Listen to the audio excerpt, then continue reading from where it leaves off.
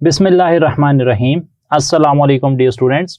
Welcome to the online NMDCAT session of Stars Academy Head Office Johor Town. Today we are going to discuss stoichiometry. Stoichiometry is the science which describes the quantitative relationship between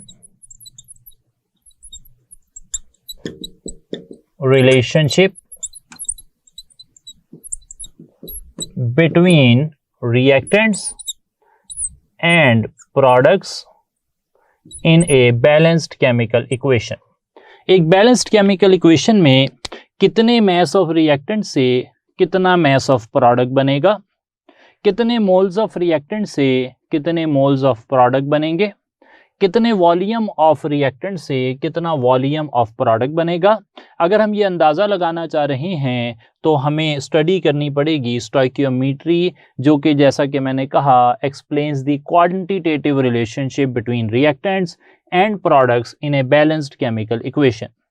To study stoichiometry, we have some assumptions, and the assumptions are, जो assumptions यहाँ पर ज़रूरी हैं stoichiometry को पढ़ने के लिए, वो हैं कि number 1, all reactants are converted into products. जितने भी reactants हैं वो definitely product बनाएंगे और product के अलावा कुछ नहीं बनाएंगे.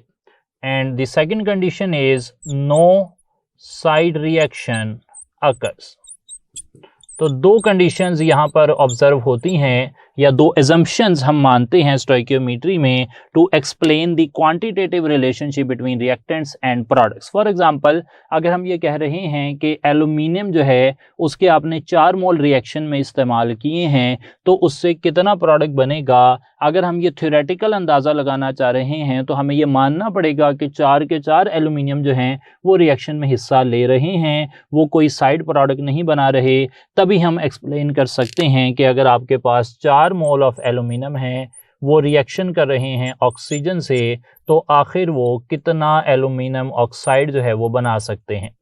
अगर हम ये मानेंगे कि all the reactants are completely converted into products and no side reaction occurs, तो फिर हम अज्यूम करके कैलकुलेशन कर सकते हैं. लेकिन हो सकता है एक्चुअल में जब एक्सपेरिमेंट हो तो एल्यूमिनियम जो है वो रिएक्शन के लिए इस्तेमाल ही ना हो, एल्यूमिनियम गिर जाए, एल्यूमिनियम टूट जाए, मतलब वो जो है वो कोई रिएक्शन साइड रिएक्शन में इस्तेमाल हो जाए. एल्यूमिनियम जो है वो आप जब इस्तेमाल कर रहे थे वहाँ पर कोई डेंजरस केमिकल पड़ा हो उससे मिल जाए. तो ये सारी चीज़ें जो हैं आपकी जो एक्चुअल वैल्यू आएगी, जो अब जब आप एक्सपेरिमेंट करेंगे तब जो वैल्यू आएगी उसे अफेक्ट करेंगी. लेकिन जब आप स्टोइकियोमेट्री पढ़ रहे होते हैं तो you assume that all the reactants are completely converted into products. तो आप फाइनलाइज कर सकते हैं कि असल में जो है वो क्या रिलेशनशिप है रिएक्टेंट और प्रोडक्ट के दरमियान. एक और सादी एग्जांपल कर लेते हैं. फॉर एग्जांपल, अगर आप यहाँ मार्केट में कोई भी एक आइटम ऐसे डबल जो आपके पास ब्रेड होती है, ब्रेड जो है इट इज़ अराउंड 120 रुपीज़, जो लार्ज ब्रेड आजकल आ रही है, तो लार्ज ब्रेड 120 रुपीज़ की है. आप घर से निकलते हैं, यू हैव 240 रुपीज़, और फिर आप जो है एक्सपेक्ट कर रहे हैं, यू एक्सपेक्ट आपकी जो स्टोइकियोमेट्री है, आपका रिएक्टेंट है 240 rupees and you want to buy breads, तो most likely you will buy 2 breads. तो वो जो 2 ब्रेड्स आप खरीदेंगे, पैक्स ऑफ ब्रेड जो आप खरीदेंगे, पूरी डबल रोटी खरीदेंगे जिसे कहते हैं, तो वो आप 2 किस बुनियाद पर, आप घर से क्या सोच के निकले हैं, आप 2 खरीदेंगे. आपको 2 का आइडिया कैसे आ गया? इसलिए कि आप अज्यूम कर रहे हैं कि all the reactants will be converted into product, यानी कि आप सारे पैसों से ब्रेड ही खरीदेंगे, नो साइड रिएक्शन अकर्स, आप कोई अपनी इधर उधर की चीज़ जो है वो नहीं खरीदेंगे. तब फिर डेफिनेट होगी आपकी स्टोइकियोमेट्री कि आपने रिलेशन बनाया 240 rupees were given to you and you would definitely buy 2 breads out of this money. सही है जनाब. तो इस तरह हम जो है ना ये अज्यूम करते हैं कि स्टोइकियोमेट्री में all the reactants are completely converted into products and no side reaction occurs. अच्छा, स्टोइकियोमेट्री के अंदर ना कुछ लॉज भी ओबेड होते हैं, कुछ लॉज अगर ओबे ना हो तो हम स्टोइकियोमेट्री को ऑब्जर्व नहीं कर सकते. तो हम मेंशन कर लेते हैं कि which laws are obeyed during stoichiometric calculations. तो number 1 is law of conservation of mass. Law of conservation of mass जो है वो हमें ये बताता है कि जो रिएक्टेंट्स हैं वो जब रिएक्ट करेंगे तो उनसे जो प्रोडक्ट बनेगा इस होल प्रोसेस के दौरान मास चेंज नहीं होगा. और दूसरा जो है उसे आप कहते हैं लॉ ऑफ डेफिनेट प्रोपोर्शंस. यानी कि जो रिएक्टेंट हैं वो जिस रेशो में उन्हें मिलना चाहिए, फॉर एग्जांपल वाटर बनाने के लिए हाइड्रोजन और ऑक्सीजन 2:1 में मिलते हैं। हाइड्रोजन और ऑक्सीजन देख लें, 2 हाइड्रोजन और 1 ऑक्सीजन मिलकर वाटर बनाते हैं। तो जब स्टोइकियोमेट्री कैलकुलेशंस की जाएंगी तो we believe that law of definite proportions is obeyed, यानी कि हाइड्रोजन और ऑक्सीजन जिस रेशो में मिलने चाहिए पानी बनाने के लिए उसी में मिलेंगे, उससे ज़्यादा या कम, यानी कि 2 हाइड्रोजन्स 2 ऑक्सीजन्स, ये कम्बिनेशन नहीं होगा, 2 हाइड्रोजन 1 ऑक्सीजन से ही मिलेंगे। अच्छा, स्टोइकियोमेट्री के नतीजे में हमने कहा कि हम कुछ फ़ायदे हासिल कर सकते हैं। एक, रिएक्टेंट का मैस दिया हो, प्रोडक्ट का मैस निकाल सकते हैं, मैस से मोल निकाल सकते हैं, मैस से वॉल्यूम निकाल सकते हैं, एटसेट्रा। तो अब स्टोइकियोमेट्री के अंदर 3 बेसिक जो हैं वो रिलेशंस हम डेवलप करते हैं और उन 3 रिलेशंस के नाम क्या हैं उन पर हम बात करने लगे हैं। साथ मैंने ये किया है कि हर एक रिलेशन के लिए एक रिप्रेजेंटेटिव एग्जांपल जो है वो मैं खुद यहाँ पर सॉल्व कर दूंगा और उसके बाद फिर बाकी जो है हम एग्जांपल्स की फॉर्म में आपसे डिस्कस कर लेंगे। तो पहला रिलेशन स्टोइकियोमेट्री से जो हम स्टडी करते हैं वो है mass relationship. It means that you are provided with mass of one substance and you are asked to find out the amount of another substance. एक चीज़ की अमाउंट दी गई होगी, दूसरी चीज़ का मैस निकालना होगा। तो इसके लिए एक क्वेश्चन जो है वो हम डिवाइस करते हैं and the question states like this: 27 gram of aluminum will react exactly with how much mass of oxygen?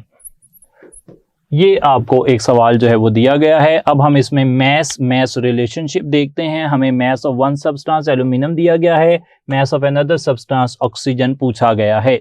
Stoichiometry deals with the quantitative relationship in a balanced chemical equation, so always whenever you are provided with a stoichiometric question, do write a balanced chemical equation. So balanced chemical equation in this case would be 4Al plus 3O2 gives us 2Al2O3. Okay, सही हो गई थी बात। अच्छा, अब यहाँ पर हमने करना ये है कि एक चीज़ आपको नोन है और एक चीज़ अननोन है। ये बड़ी इंपॉर्टेंट बात है, इस पर आपने सबसे ज़्यादा फोकस करना है और असल में यही वो बात है जिसे हम तमाम तरह स्टोइकियोमेट्रिक कैलकुलेशंस में इस्तेमाल करेंगे। Known, unknown. जब भी इस तरह का कोई सवाल आएगा आपको एक चीज़ गिवन होगी और एक चीज़ रिक्वायर्ड होगी। जो चीज़ गिवन है आप उसे लेफ्ट साइड पर रखेंगे, जो चीज़ रिक्वायर्ड है आप उसे राइट साइड पर रखेंगे। This is the easiest possible way, इससे आसान तरीका यहाँ पर कोई अवेलेबल नहीं है। अच्छा, नोन आपके पास क्या है? You know the number of moles of aluminium और number of moles of oxygen balance chemical equation से आपको पता लग रहे हैं। इससे स्टार्ट लेते हैं फिर आगे चलेंगे।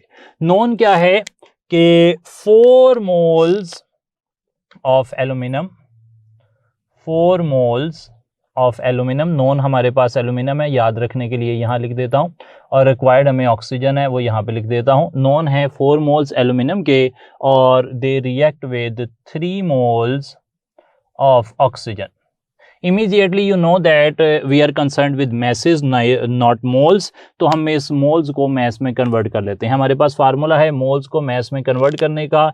अगर हम moles multiplied by molar mass कर दें तो ये मैस आ जाएगा, ये आ गया एल्यूमिनियम के लिए, और moles multiplied by molar mass कर दें तो ये मैस आ जाएगा ऑक्सीजन के लिए। यानी कि इसका मतलब है 4 मोल्स का मतलब है 108 ग्राम अगर एल्यूमिनियम हो तो वो 96 ग्राम ऑक्सीजन से रिएक्ट करती है। सही है जनाब। अब हमने करना यह है कि हम इस इक्वेशन को 108 सामने ले जाकर मल्टीप्लाई कर देते हैं, डिवाइड कर देते हैं। यहाँ पर कुछ नहीं बचेगा, जहाँ पर कुछ ना हो वहाँ पर 1 ग्राम आ जाता है। ये हो जाएगा 96/108। ठीक है जनाब। अब हमें जो गिवन क्वेश्चन है हमारा उसमें क्या पूछा गया है? It says that 27 gram of aluminium कितनी अमाउंट से रिएक्ट करेंगे। तो अब मैं लेफ्ट साइड पर इक्वेशन को 27 से मल्टीप्लाई करता हूँ। इक्वेशन में लेफ्ट साइड पर अगर कोई प्रोसेस कैरी किया जाए तो राइट साइड पर भी वही प्रोसेस कैरी करना पड़ता है। ये मैथ का रूल है जी। तो मैं यहाँ पर 27 से मल्टीप्लाई कर रहा हूँ।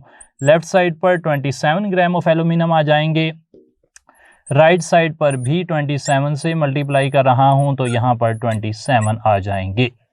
ओके, अब सिंपल कैलकुलेशन है जी, मैं हल कर देता हूं आपके लिए। 27 1s आर 27, 27 4s आर 108। आप कर भी देख सकते हैं, जो ऐसा ही ये आ जाएगा।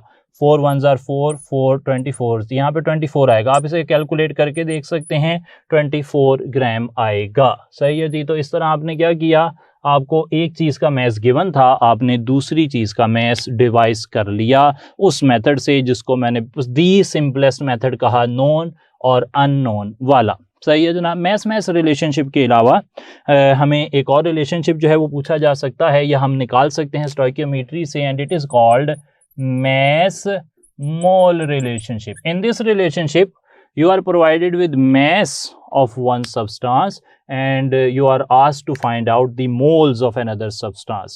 एक चीज़ का mass दिया गया होगा और एक चीज़ के मोल पूछे गए होंगे, या मोल जो है वो दिए गए होंगे और mass पूछा गया होगा, मतलब कोई भी अल्टरनेटली जो है वो ऑप्शन हो सकता है।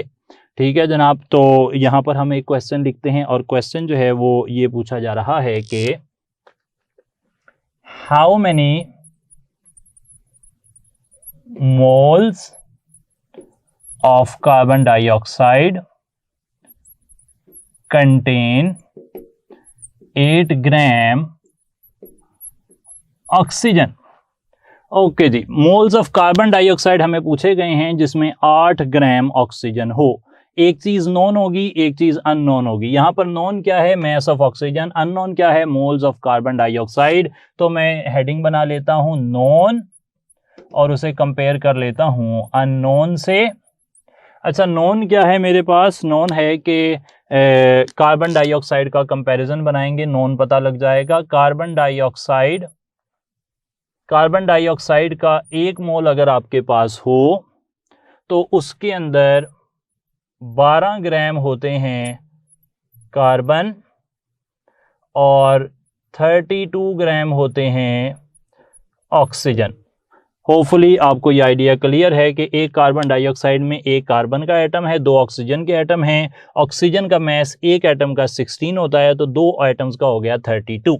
क्लियर हो गई जी बात। तो अब यहाँ पर हमारे पास नोन क्या है कि अगर आपके पास 32 ग्राम ऑक्सीजन है, 32 ग्राम ऑक्सीजन है, तो वो मौजूद होते हैं 1 मोल ऑफ कार्बन डाइऑक्साइड में। फेयर इनफ जी, बिल्कुल क्लियर है।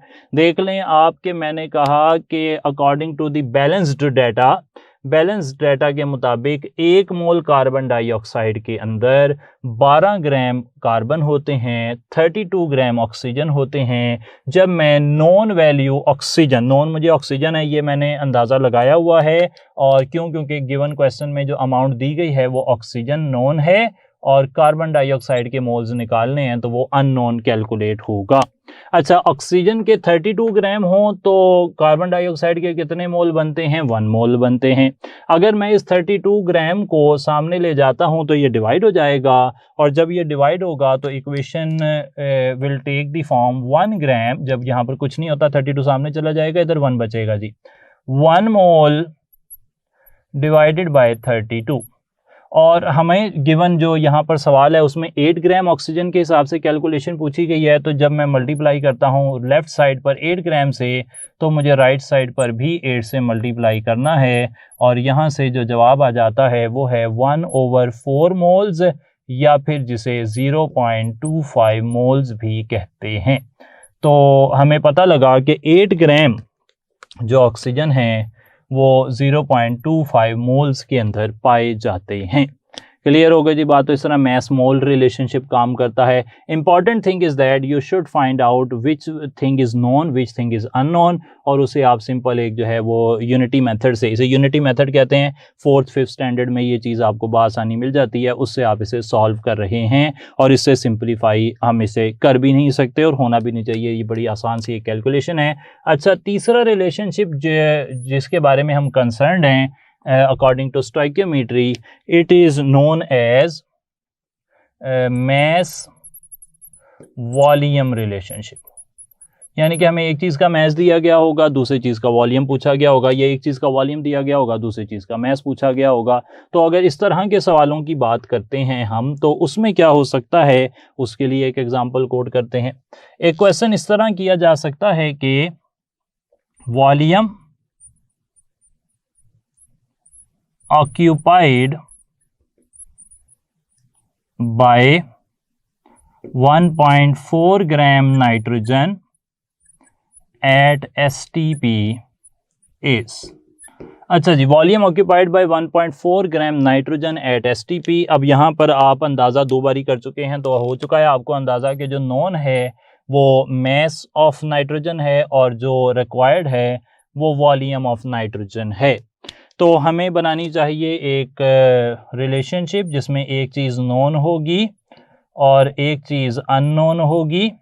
अच्छा, जो चीज़ नोन है हमारे पास वो क्या है, वो है मैस, मैं स्मॉल m मेंशन कर देता हूँ। जो रिक्वायर्ड है वो वॉल्यूम है। हमें बैलेंस्ड डाटा के मुताबिक क्या पता है, we know that 1 mole of an ideal gas at STP occupies a volume of 22.414 decimetre cube. एक मोल किसी आइडियल गैस का उसका वॉल्यूम कितना होता है, 22.414 डेसीमीटर क्यूब। तो नाइट्रोजन के एक मोल का वॉल्यूम भी 22.414 डेसीमीटर क्यूब होगा। नाइट्रोजन का एक मोल अगर आप उसका मैस निकालें तो वो आता है 14 एक N का, 14 दूसरे N का, तो 28 ग्राम नाइट्रोजन का मोलर मैस आता है। यानी कि 28 ग्राम अगर नाइट्रोजन के होंगे तो they will occupy a volume of 22.414 decimetre cube. Next step आप समझ चुके होंगे कि 28 को मैं सामने ले जाकर डिवाइड करूंगा। 1 gram will occupy a volume of 22.414 decimetre cube divided by 28। और अब जो सवाल पूछा गया है उस वैल्यू को मैंने यहाँ पर लिखना है, यानी कि 1.4 ग्राम से मैं लेफ़्ट साइड पर मल्टीप्लाई करता हूँ और सेम डिजिट 1.4 को मैं राइट साइड पर मल्टीप्लाई कर देता हूँ। आप जब इसे हल करते हैं तो इसे हल करके आपको वैल्यू मिलती है 1.12 डेसीमीटर क्यूब। तो एक चीज़ का मैस गिवन था, आपने उससे वॉल्यूम निकाल लिया। इस तरह आप कोई भी रिलेशन जो है ना वो डेवलप कर सकते हैं। मैस दिया गया है, मोल निकाल सकते हैं, मोल दिए गए हैं, मैस निकाल सकते हैं, वगैरह वगैरह। अच्छा, स्टोइकियोमेट्री के अंदर ना जो बैलेंस्ड केमिकल इक्वेशन हम इस्तेमाल करते हैं, उस बैलेंस्ड केमिकल इक्वेशन के बारे में भी याद रख लें कि stoichiometry deals with balanced chemical equation, लेकिन जो केमिकल इक्वेशन है the chemical equation, it has flaws। इसमें कुछ खराबियां होती हैं और वो खराबियां ये हैं कि केमिकल इक्वेशन जो होती है it does not tell us about the rate of reaction or enthalpy of reaction or mechanism of reaction। Mechanism of reaction भी इससे पता नहीं लगता। और केमिकल रिएक्शन जो इक्वेशन है, it can be written for reaction not possible practically. एक ऐसा रिएक्शन जो प्रैक्टिकली पॉसिबल नहीं है, आप उसके लिए भी केमिकल इक्वेशन लिख सकते हैं। ये कुछ ड्रॉबैक्स हैं, ख़राबियां हैं केमिकल इक्वेशन की, जनरली पता होनी चाहिए। एक बात याद रहे कि कुछ लोग ऐसा सोच सकते हैं कि केमिकल इक्वेशन जो है वो एंथैल्पी को तो शो करती है, लाइक थर्मोकेमिस्ट्री में तो उसे थर्मोकेमिकल इक्वेशन कहते हैं। थर्मोकेमिकल इक्वेशन में जो टेम्परेचर वाला फैक्टर और जो फिजिकल स्टेट्स ऑफ रिएक्टेंट्स हैं और जो एंथैल्पी है उसे ऐड किया जाता है। एक सिंपल केमिकल इक्वेशन जो है वो हीट चेंजेस को इन्वॉल्व नहीं करती। फॉर एग्जांपल आप यहाँ पे देख लें, एल्यूमिनियम ऑक्साइड बना रहा है, it is a chemical equation, इसमें कोई टेम्परेचर वगैरह की बात नहीं हुई है। तो ये हो गई जी बात हमारी स्टोइकियोमेट्री की। अब कुछ बातें हम कर लेते हैं लिमिटिंग रिएक्टेंट, उसको फाइंड करने का भी एक तरीका पहले देखेंगे और फिर यील्ड, फिर आ जाएंगे कुछ MCQs की तरफ। लिमिटिंग रिएक्टेंट, लिमिटिंग रिएक्टेंट जैसा कि नाम से जाहिर है कि एक ऐसा रिएक्टेंट होता है विच controls the amount of product formed in a chemical reaction.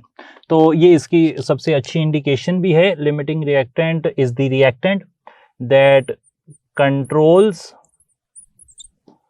Amount of product. Usually it has been observed that limiting reactant controls the amount of product by being consumed earlier।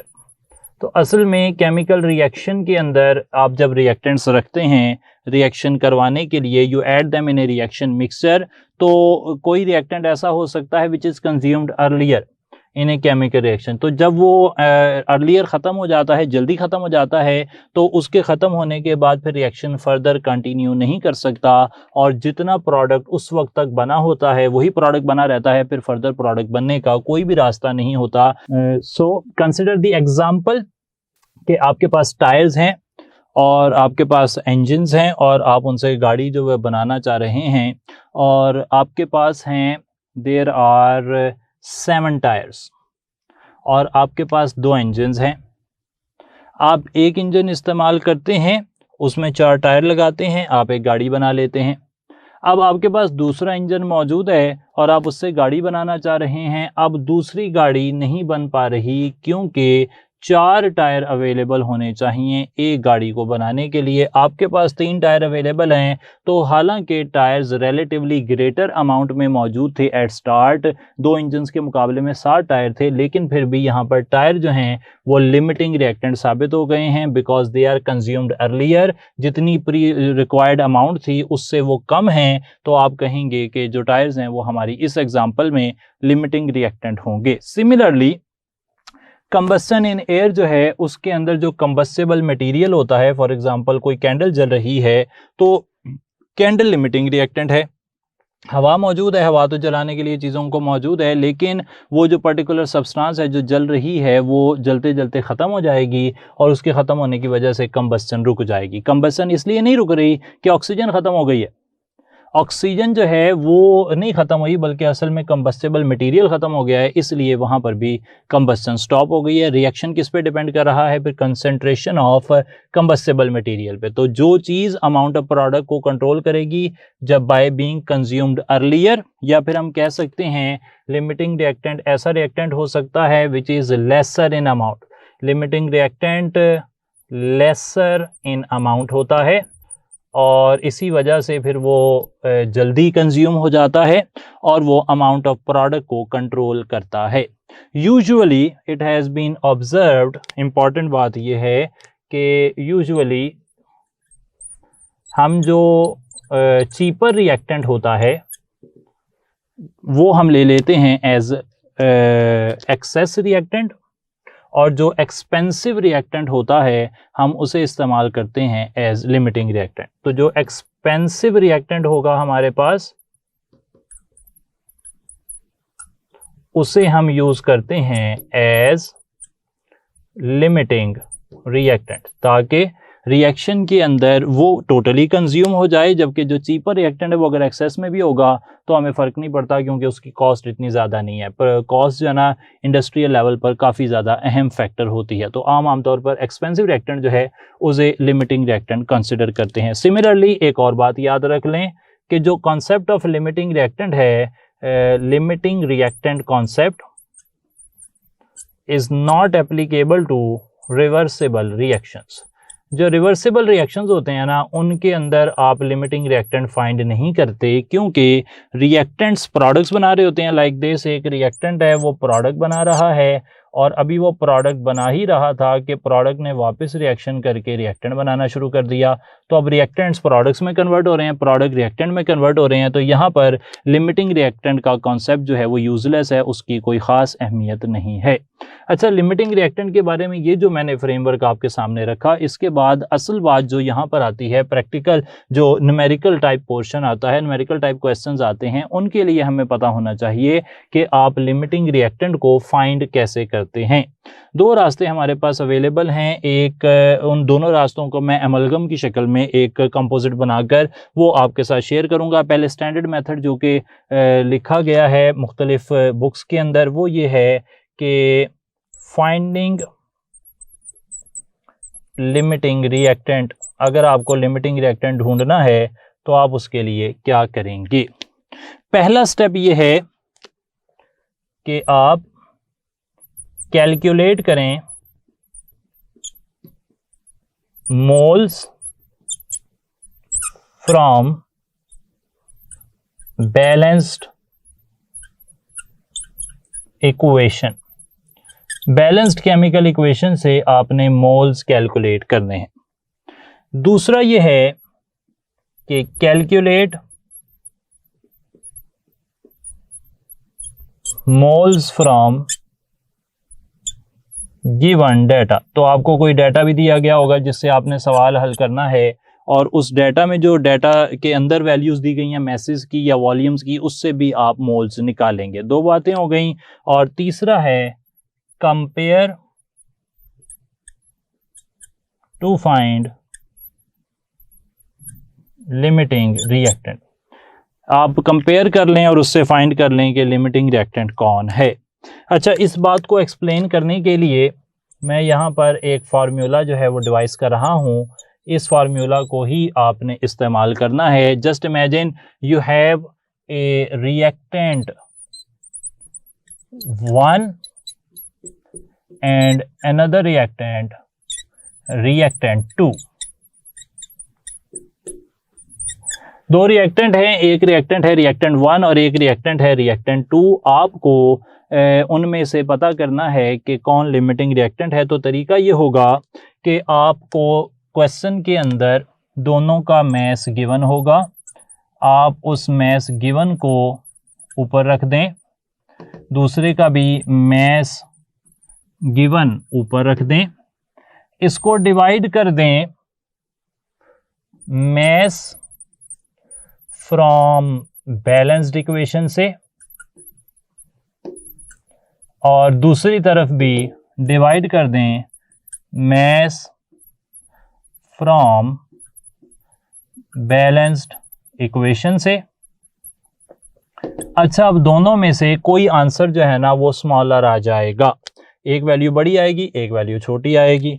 तो यहां पर हम mention कर देंगे smaller value shows limiting reactant. तो जिसकी value कम आएगी वो लिमिटिंग रिएक्टेंट हो जाएगा। अच्छा, इस बात को एक्सप्लेन करने के लिए मैं एक एग्जांपल भी कोड कर रहा हूं। आज जैसा कि आप देख रहे हैं कि मैं ज़्यादातर एग्जांपल्स खुद सॉल्व कर रहा हूं और ख़ुद सॉल्व करने का मकसद ये है कि आपको पूरा प्रोसेस समझाया जाए, क्योंकि इस तरह की एग्जांपल्स आपको न्यूमरस मिल जाएंगी। किसी भी बुक में आप देख लें, पास पेपर में देख लें, इस तरह की एग्जांपल्स भरी पड़ी हैं जो किस तरह इन्हीं फार्मूलाज से होती हैं। लेकिन जो स्टूडेंट्स हैं हमारे वो इन फार्मूलाज को अंडरस्टैंड नहीं कर पाते, इन ट्रिक्स को अंडरस्टैंड नहीं कर पाते। तो आज का मेरा काम ये है कि मैं इन एग्जांपल्स को एक एक करके खुद से एक्सप्लेन कर रहा हूं। आप रिवाइंड कर सकते हैं, दोबारा देख सकते हैं, जहां पर समझ ना आए तो आप ऐप में पूछ सकते हैं, तो उसको हम एक्सप्लेन कर देंगे ताकि आप कोई भी एग्जांपल इस तरीके से अगर सॉल्व करें तो इंशाल्लाह कोई प्रॉब्लम ना हो। अच्छा जनाब, तो हम एक एग्जांपल ले लेते हैं। For example we say that, question बना लेते हैं, 4 gram of hydrogen react with say 32 ग्राम कर लेते हैं। 4 ग्राम को 32 से मिला लेते हैं। 32 ग्राम ऑक्सीजन, चलें और बढ़ा लेते हैं, हम कहते हैं 8 ग्राम ऑक्सीजन है। ये नहीं, 8 gram of hydrogen react with 32 gram of oxygen. अब सवाल ये है कि which of these is the limiting reactant. अच्छा, 8 ग्राम हाइड्रोजन है, वो 32 ग्राम ऑक्सीजन से मिल रही है। आपने बताना है कि इन दोनों में से लिमिटिंग रिएक्टेंट कौन है। 4 ऑप्शन कोई भी बनाए जा सकते हैं, say hydrogen is the limiting reactant, oxygen is the limiting reactant, both are limiting reactant, there is no limiting reactant. तो कुछ भी ऑप्शन बन सकते हैं। तो फिलहाल जो पॉइंट है वो इस फार्मूला को अप्लाई करने का तरीका देखना है। अब आप क्या करेंगे, आप कहेंगे कि रिएक्टेंट 1 और रिएक्टेंट 2 को बैलेंस केमिकल इक्वेशन से रिलेट करूं, तो मुझे पता लगता है कि 2 हाइड्रोजन जो हैं वो ऑक्सीजन से मिलते हैं 1 से और बना देते हैं 2 वाटर मॉलिक्यूल्स, 2 वाटर मॉलिक्यूल्स बना देते हैं। ओके, अब मैं रिएक्टेंट 1 कह देता हूं हाइड्रोजन को और रिएक्टेंट 2 कह देता हूं ऑक्सीजन को। अब मुझे दोनों के मैसेज गिवन है, ये देखें मैसेज गिवन है 8 ग्राम और 32 ग्राम। मैं कहता हूं हाइड्रोजन का मैस गिवन है 8 ग्राम और ऑक्सीजन का मैस गिवन है 32 ग्राम। ठीक हो गई जी बात, जो गिवन है वो मैंने लिख दिया। अब दूसरा मुझे डिवाइड किससे करना है, mass from balanced equation. Hydrogen का मैस देखें बैलेंस्ड केमिकल इक्वेशन में कितना है, हाइड्रोजन का मैस मुझे नजर आ रहा है 2H2 है, तो 2H2 का मैस है बैलेंस्ड केमिकल इक्वेशन के अंदर 4 ग्राम। 4 ग्राम बैलेंस्ड केमिकल इक्वेशन में हाइड्रोजन यूज हो रही है, तो मैं इसे डिवाइड कर देता हूं 4 ग्राम से। इसी तरीके से ऑक्सीजन एक मॉलिक्यूल इस्तेमाल हुआ है, एक ऑक्सीजन के मॉलिक्यूल का मैस होता है 32 ग्राम, तो ऑक्सीजन के एक मॉलिक्यूल का मैस होता है 32 ग्राम, यानी कि मुझे ऑक्सीजन का मैस जो बैलेंस केमिकल इक्वेशन से मिल रहा है वो 32 ग्राम है। अब मैं इसे हल करता हूं और यहाँ पर हल करके मुझे हाइड्रोजन की वैल्यू मिलती है 2 और ऑक्सीजन की वैल्यू मिलती है 1। सही जी, दोबारा से देख लें, मैस गिवन ऊपर रख दिया, मैस फ्रॉम बैलेंस्ड इक्वेशन नीचे रख दिया, डिवाइड कर दिया दोनों को, एक जवाब बड़ा आ रहा है एक छोटा आ रहा है। रूल हमने ये रखा कि जिसकी वैल्यू स्मॉलर होगी वो हो जाएगा लिमिटिंग रिएक्टेंट। तो इस तरीके से आप लिमिटिंग रिएक्टेंट जो है वो फाइंड कर सकते हैं। अच्छा, लिमिटिंग रिएक्टेंट आपके पास आ गया है तो अब आप दूसरी चीज़ ना एक्सेस में भी निकाल सकते हैं कि वो कितनी एक्सेस में है, उसकी तरफ भी आप वही रूल इस्तेमाल करेंगे जो नॉन और अननोन का है। उसके लिए हम एक एग्जांपल यहाँ पर डेफिनेटली रखेंगे अभी। तो ये कॉन्सेप्ट है लिमिटिंग रिएक्टेंट का। अब जो हमने लिमिटिंग रिएक्टेंट पढ़ा है और जो स्टोइकियोमेट्री थी उसके हवाले से कुछ प्रैक्टिस MCQ कर लेते हैं। पहला क्वेश्चन देखते हैं जी। सवाल हमें यह पूछा जा रहा है कि 8 gram hydrogen react with 2 moles of oxygen. अच्छा, 8 ग्राम आपके पास हाइड्रोजन हैं और वो 2 मोल्स ऑफ ऑक्सीजन से मिल रहे हैं। सवाल ये है कि how much mass of water is produced, तो इस रिएक्शन के अंदर कितना वाटर जो है वो प्रोड्यूस होगा। सवाल को हल करने के लिए सबसे पहले तो हमें ये फाइनल करना पड़ेगा कि यहाँ पे कोई लिमिटिंग रिएक्टेंट है या नहीं, और अगर है तो कौन है। तो इस काम को करने के लिए मैंने यहाँ पर फॉर्मूला आपके सामने पहले से लिखा हुआ है कि जो गिवन मैस है उसे हम mass from balanced equation divide कर देंगे। तो बैलेंस्ड केमिकल इक्वेशन से कि 2 हाइड्रोजन ऑक्सीजन से मिलकर बनाते हैं 2 वाटर मॉलिक्यूल्स। अच्छा, मुझे हाइड्रोजन का गिवन मैस कितना दिया गया है 8 ग्राम, और हाइड्रोजन का mass from balance chemical equation 2 hydrogen use हो रहे हैं तो वो आ रहा है 4 ग्राम। इसी तरीके से ऑक्सीजन का मैस गिवन है 2 मोल्स। 2 मोल्स का मैस कितना होता है मैं आपको कैलकुलेट करके दिखा देता हूं। 2 मोल्स का मैस होता है 2 × 32 इज इक्वल टू 64 ग्राम। तो ऑक्सीजन का जो गिवन मैस है वो 64 ग्राम है। मैस गिवन की जगह लिख दूंगा, और बैलेंस केमिकल इक्वेशन में ऑक्सीजन का कितना मैस है, एक ऑक्सीजन है, उसका मैस 32 हो जाएगा। ये आ रहा है 2, ये आ रहा है 2। दोनों चीज़ें बराबर हैं। अगर दोनों चीज़ें बराबर हों इसका मतलब है कि यहाँ पर कोई भी लिमिटिंग रिएक्टेंट नहीं है। अच्छा, लिमिटिंग रिएक्टेंट तो कोई नहीं है, इसका मतलब है कि दोनों कंप्लीटली रिएक्ट कर रहे हैं। तो अब हम देखेंगे कि 2 मोल से बनते हैं 2 वाटर मॉलिक्यूल्स। जब दोनों में कोई लिमिटिंग रिएक्टेंट नहीं है तो आप कोई भी कंपैरिजन बना सकते हैं। फॉर एग्जांपल मैं कंपैरिजन बना रहा हूं हाइड्रोजन और वाटर का, और आपको समझाने के लिए ऑक्सीजन और वाटर का कंपैरिजन भी बना रहा हूं। जब कोई लिमिटिंग रिएक्टेंट नहीं है तो आप कंपैरिजन बना सकते हैं किसी भी रिएक्टेंट का प्रोडक्ट के साथ। आप कहेंगे कि according to balanced chemical equation 2 hydrogen 2 water बनाते हैं, तो 1 हाइड्रोजन कितना वाटर बनाएगा, 1 वाटर बनाएगा। हमारे पास हाइड्रोजन के कितने मोल हैं, 4 मोल हैं, तो उससे कितना वाटर बनेगा, 4 मोल वाटर बनेगा। इसी तरीके से क्योंकि ऑक्सीजन के हवाले से भी मेरे पास डाटा है, तो मैं ऑक्सीजन के हवाले से बैलेंस केमिकल इक्वेशन देखता हूं कि ऑक्सीजन का बैलेंस केमिकल इक्वेशन में 1 मोल है, उससे 2 मोल वाटर बनते हैं। और मुझे सवाल में पूछे गए हैं कि 2 मोल से कितना वाटर बनता है, तो जब मैं लेफ्ट साइड पर 2 से मल्टीप्लाई करता हूं, राइट साइड पर भी 2 से मल्टीप्लाई करता हूं, यानी कि 4 मोल वाटर बनेंगे। तो दोनों ही तरफ 4 मोल वाटर बन रहे हैं क्योंकि दोनों कंप्लीटली रिएक्ट कर रहे हैं, कोई लिमिटिंग रिएक्टेंट नहीं है, यानी कि हाइड्रोजन के 8 ग्राम और ऑक्सीजन के 2 मोल के रिएक्शन से बनते हैं 4 मोल वाटर। और पानी का मोलर मैस कितना होता है वो आपको आना चाहिए, वो होता है 18 ग्राम। तो यहाँ से मैक्सिमम अमाउंट बन सकती है 72 ग्राम्स। 72 ग्राम्स यहाँ से हासिल होते हैं। डेल्टा ऑप्शन सही हो गया। दोबारा से एक बारी देख लें कि जब भी आपको 2 चीज़ों के रिएक्शन के हवाले से इंफॉर्मेशन पूछी जाएगी तो पहले आप फाइनल करेंगे कि कोई लिमिटिंग रिएक्टेंट है या नहीं है। अगर कोई लिमिटिंग रिएक्टेंट होगा तो जितनी प्रोडक्ट उससे बनना है वही बनेगा, लेकिन अगर कोई लिमिटिंग रिएक्टेंट नहीं है तो आप दोनों में से किसी को भी कंपेयर करके प्रोडक्ट की अमाउंट कैलकुलेट कर सकते हैं। अच्छा, इसी तरीके से मैं कंपैरिजन मेथड से एक और सवाल कर रहा हूं और सवाल यहां पर यह पूछा जा रहा है कि volume occupied by 32 gram methane is. Methane के आपके पास 32 ग्राम है, उससे कितना वॉल्यूम ऑक्यूपाई होगा, यानी कि मैस वॉल्यूम रिलेशनशिप हमारे पास आ गया। मैस गिवन है, वॉल्यूम रिक्वायर्ड है, तो मैस ऑफ मीथेन को मैं लेफ्ट साइड पर रख लेता हूं, वॉल्यूम ऑफ मीथेन को राइट साइड पर रख लेता हूं।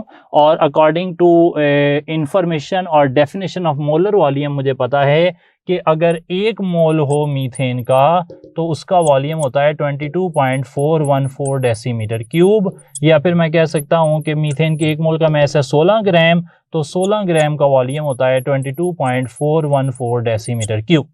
अगर 16 को सामने ले जाकर डिवाइड करता हूं, 1 ग्राम का वॉल्यूम आ जाएगा 22.414 डिवाइडेड बाय 16 डेसीमीटर क्यूब। और मुझे सवाल में पूछा गया है कि 32 ग्राम मीथेन से कितना प्रोडक्ट बनता है, तो मैं लेफ्ट साइड पर 32 से मल्टीप्लाई कर रहा हूं और इसी तरीके से राइट साइड पर भी 32 से मल्टीप्लाई कर रहा हूं। यहां से आंसर आता है 1244.8 decimetre cube.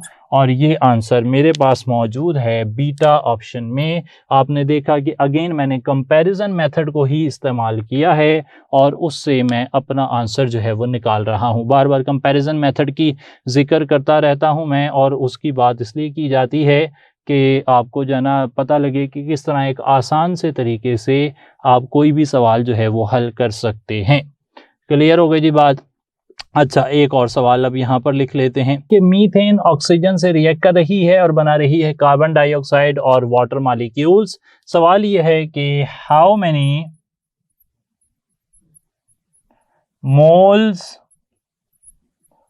Of water are formed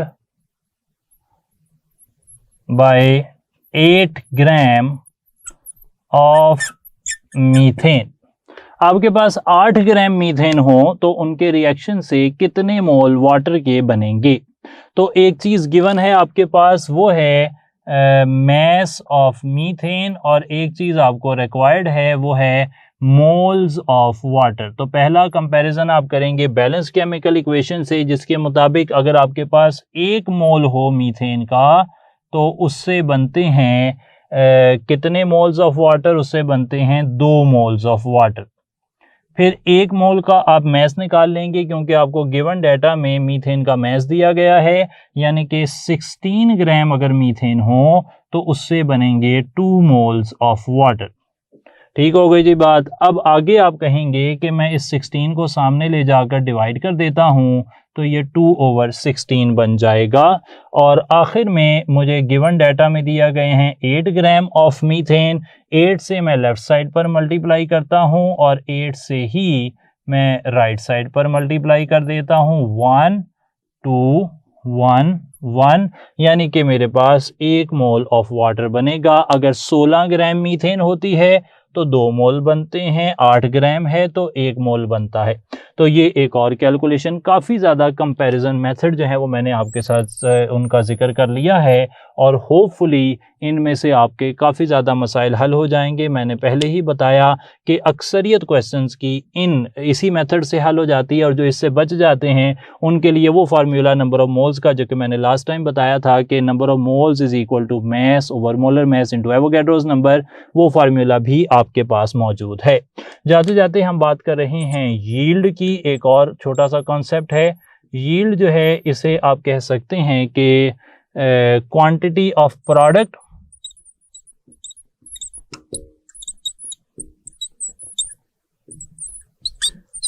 obtained in a chemical reaction। एक केमिकल रिएक्शन में जो प्रोडक्ट की मिकदार बन रही है उसे आप यील्ड कहते हैं।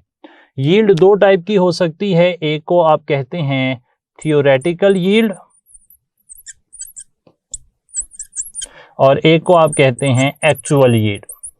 अच्छा, थ्योरेटिकल यील्ड जो होती है ना, ये होती है मैक्सिमम अमाउंट ऑफ प्रोडक्ट, ये ना मैक्सिमम अमाउंट ऑफ प्रोडक्ट होती है और ये कैलकुलेट की जाती है फ्रॉम बैलेंस्ड इक्वेशन। सही है जी, इसमें कोई तजर्बा नहीं किया जाता, इसमें सिर्फ आप बैलेंस केमिकल इक्वेशन से वैल्यू निकाल लेते हैं। इसके मुकाबले में जो एक्चुअल यील्ड है ये निकाली जाती है एक्सपेरिमेंटली।